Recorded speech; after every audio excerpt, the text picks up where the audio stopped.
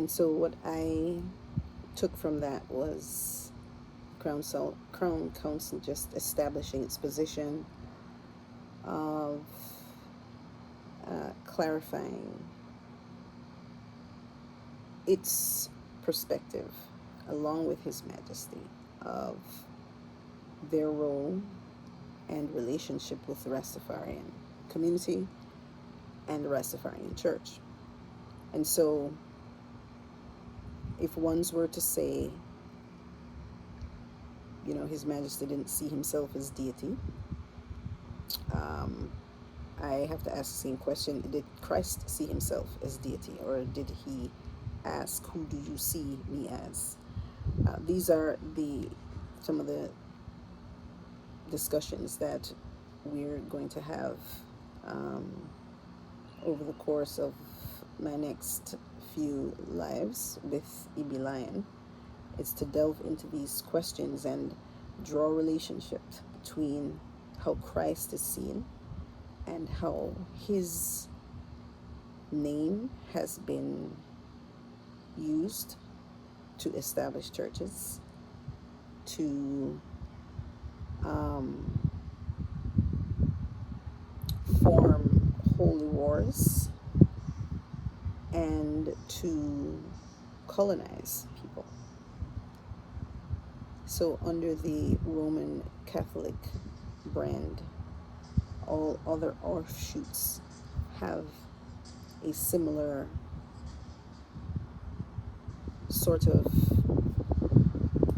design as it relates to spirituality. It is in the form of a church or building.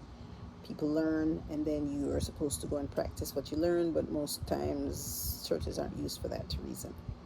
And so Christ never sanctioned churches in his name either. Neither did His Imperial Majesty. But what is consistent between both of them is that they encouraged their followers to emulate them, to do as I do, follow me.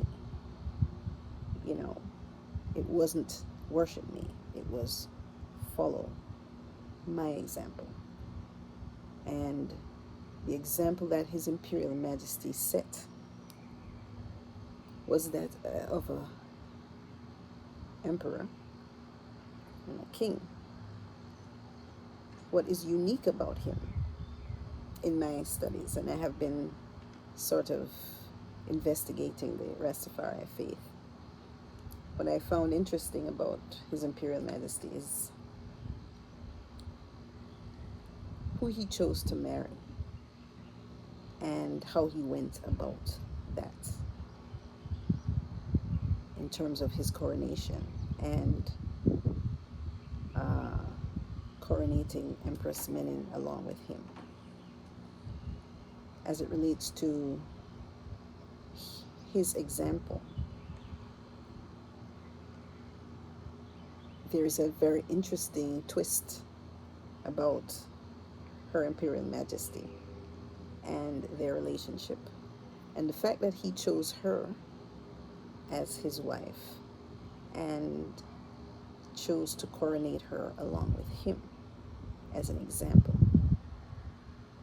to the nations, to other leaders, to other men, to other kings, to other emperors. He did what Christ did, which was to live the example. He walked the talk, and then he said, "Follow me. If you are a Rasta, do what I do." And so I'd like to look further into the life of His Imperial Majesty in the next clip, and why he was such a very interesting leader in how he chose to ascend to his throne. I'm going to talk about that next.